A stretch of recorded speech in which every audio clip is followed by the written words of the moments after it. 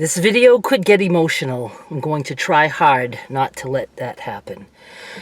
Hi everyone, it's me, Darlene, and I am in my car in one of the parking lots at my apartment complex.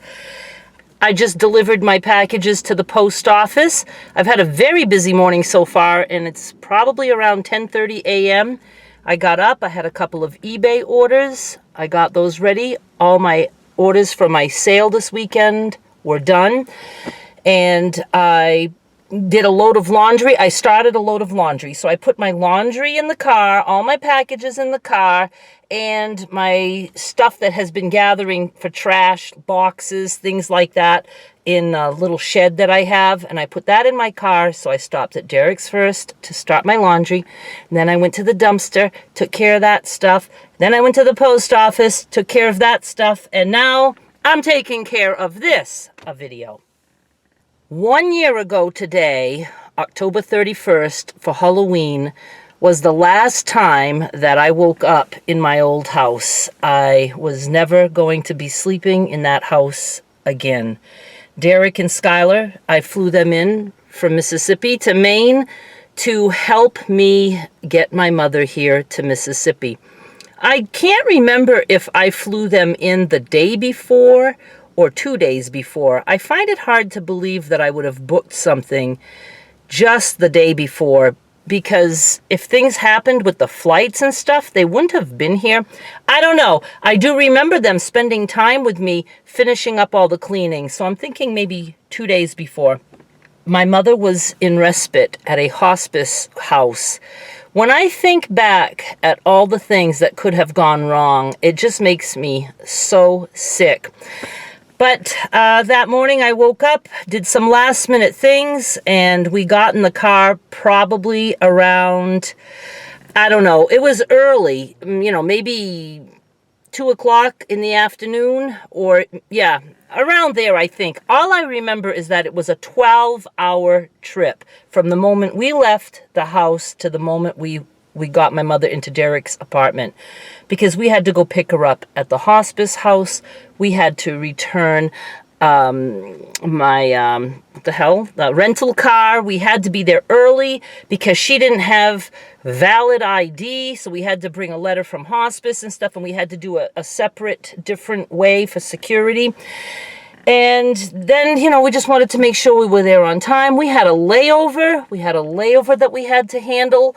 And we, had to drive a little bit, not much, from Memphis to Derek's place and then get her in. So it was a very, very long day, and it really couldn't have gone better.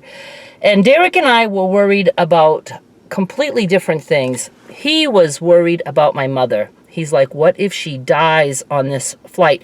Because she had been in hospice, in respite, for 5 days. They never got her out of bed. She couldn't use her legs at all. She just looked like death. She was very weak. Plus, she hadn't eaten that day and very little the day before, because we wanted to be very careful about bathroom duties, and they had her on a catheter, so that was awesome. So he was worried about that. What if she dies? I'm like, if she dies, we know she died trying. I wasn't worried about that.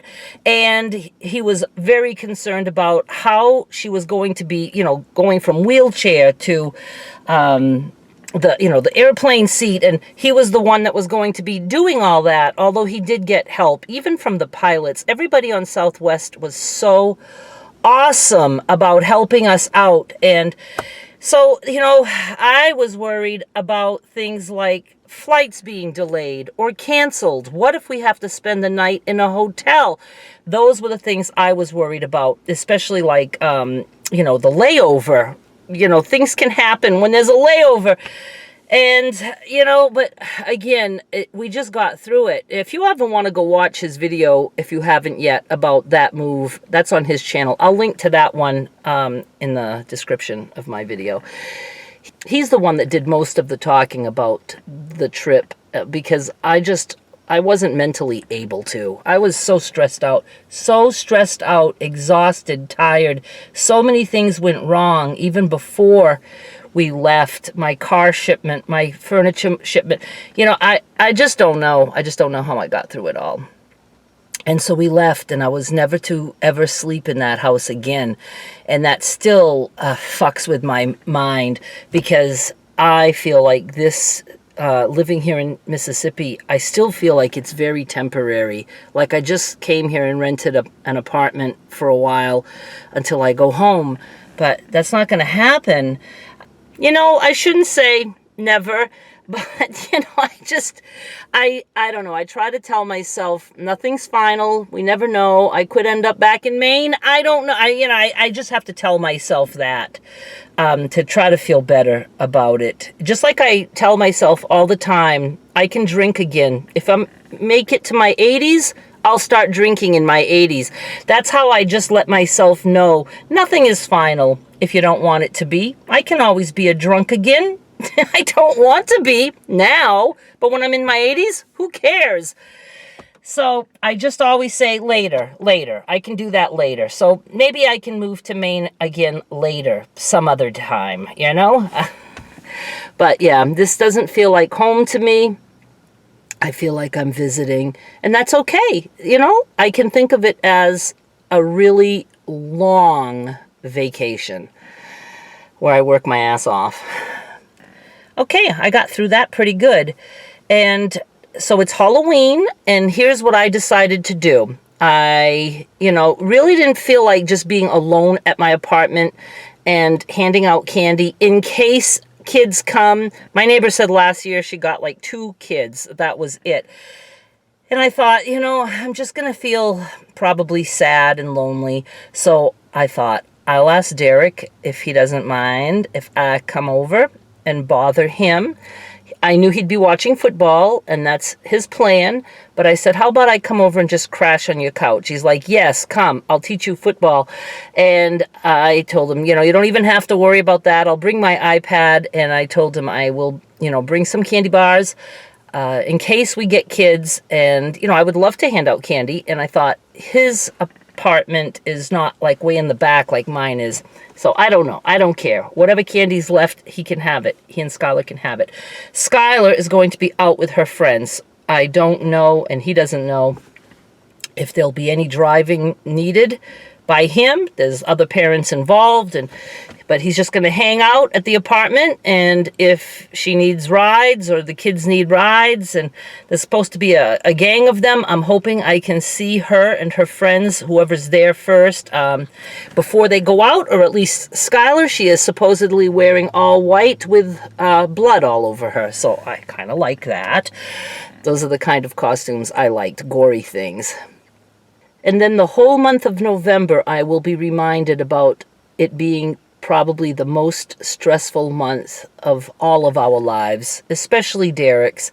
It was a lot for him to go from a very peaceful life with just Skylar to his mother and grandmother taking over the apartment, and the anxiety levels were high. My mother's narcissistic traits were, it was very, very stressful.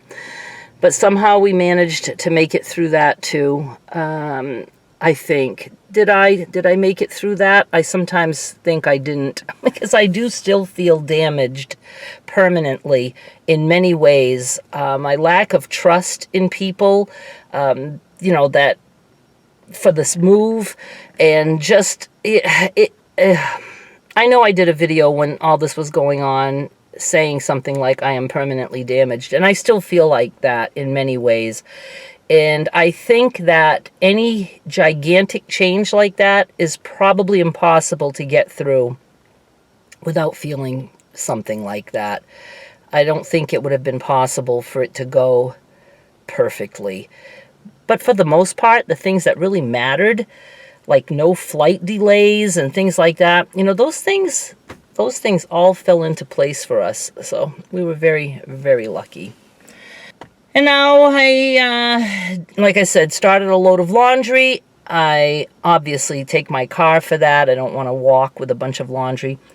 Now I'm going to go back to my apartment, edit this, upload this, work on my next sale, And I do have a lot of stuff on eBay right now, a lot of nice leftovers from the sale. It was actually a frenzy, so I had extra stuff. So I have a lot of nice leftovers. Go to my eBay.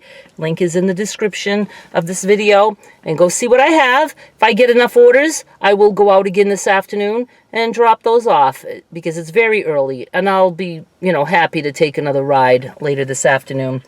But then I'm going to be at my apartment working and I'm going to wait for the laundry to need to be moved to the dryer, and I will walk to Derek's for that, switch the load, and then walk back to my apartment, so that'll give me a nice little walk.